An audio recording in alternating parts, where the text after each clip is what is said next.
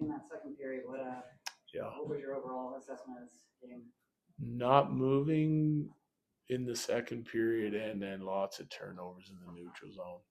I think we kind of got going a little bit at the end of the first, and then in the second we got cute with it. Stop putting pucks in and stop forechecking, and they were just sitting up on everything and turning it back on us, and gave up way too many rush chances. Just looking through the scoring chances against, most of them came off our turnovers. I don't think there was a lack of commitment to defend. It just, if you mismanage the puck and you're going on offense and you turn it over, they're going to go the other way in a hurry, especially that team. So got to be much better with that. Yeah, but score first again. Guys made some big plays at big moments. Power play gets a big one in the third, and penalty kill does a nice job on a kill that keeps us with the lead. So, and then Wedge was outstanding. How do you assess a power play? It feels like this is the second game in a row. Some of the opportunities you have just aren't generating much, and then you get a goal. Yeah, well, you got to look at some of the things that they're working on and trying to do, and like part of it for me in both games, part of it's like recognition and execution. You know what I mean? Like the execution 5-on-5 with the puck has not been good for the first two games, and it's also on the power play. I think there's plays to be made in LA, especially that we didn't make and couldn't execute, and today kind of the same thing. So you got to stick with it. You got to find a way.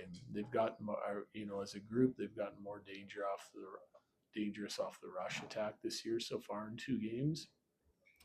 And we get rewarded once tonight on that. And there's a couple other things they're talking about, like shooting off face-offs. We get rewarded the other night. So there's some positives in there, but there's still lots of work to do for sure, getting them on the same page. But I'd say like the retrieval work, the competitiveness, tonight, in the battles and getting numbers on pucks, and some of the power play has to do as well. And we struggle with it 5-on-5, so we struggle with it on the power play a little bit tonight too.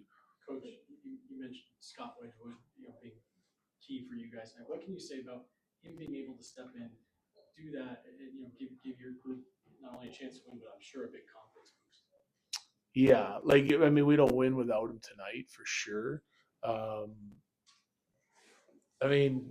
he's a veteran guy. He wants the net. Highly competitive guy. He looks really sharp. Looks like he did when we got him in the trade last year, and he started to run the table on games for us. Gave our team a big boost. I don't like leaning on our goalie like that.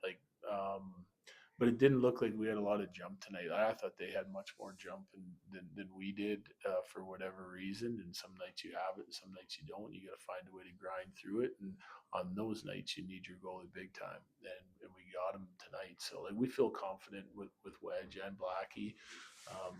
Wedge is the only guy available right now out of the two, and if he continues to play like that, it's a good sign for us. Struggled a little bit in possession against LA and tried tonight. Who's that? The jury line. Yeah. What was the biggest difference from one game to the next? Great first period tonight for me. And then they kind of went away for a while, but they did some good things. But that was their best line in the first period. The biggest difference I saw is they were coming to the puck, like they were skating onto the puck, better puck support. You get spread out on a team like this. They're not giving you a bunch of room off the rush, right? And you're gonna have to get your chip game going, and they did that. That's how they scored their goal. We G gets it by him, and then they're all pouring onto it, and they catch an odd man rush that they execute on, and they had other plays that they made, like just being around the puck and being in good support of one another and kind of outnumbering them on the puck. And I thought in the LA game they were a little bit more spread out. Jared, how would you assess Gabe Landeskog through two games? And obviously he was in front of the net on the Nathan McKinnon game winner. Do you like him on power play one there? Yep. I like the personnel. We have options, but like we're game two, and it's new units and new coach, and it's going to take some time from the gel. So we're going to be patient. Obviously we have the ability to switch things up if we want. I think Gabe's been good, like more involved tonight. lots of penalties in the LA game, which kind of was weird. A lot of special teams for him and less 5-on-5. But, after a rough second period, I thought that line set the tone for us in the third. They had a couple really good shifts. Gabe getting physical, checking the puck back, getting some extended zone time. And it's just little things like that kind of carry over through the group, and he was for sure leading the way with that in the third period. So I've liked him so far through 2 games.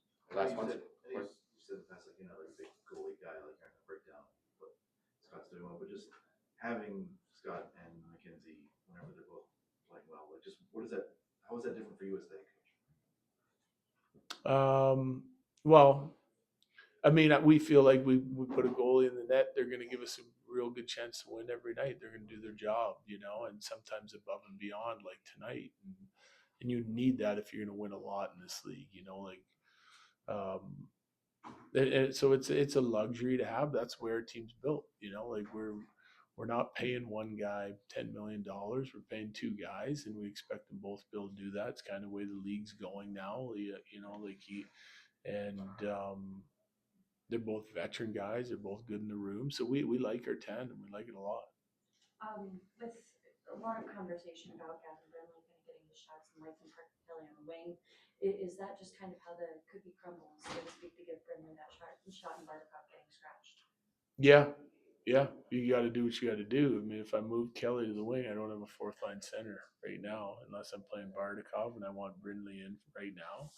They'll both get opportunities. I liked them both in camp, but I think Brindley's earned the job through his exhibition camp and also game 1. I liked him in game 1, so he's pretty good tonight in some areas as well. With it as a team that struggled, he's competitive. He's on pucks. He's tenacious, and I want to give him an opportunity. He's a young guy, and if you want him to grow, you got to put him in situations to grow.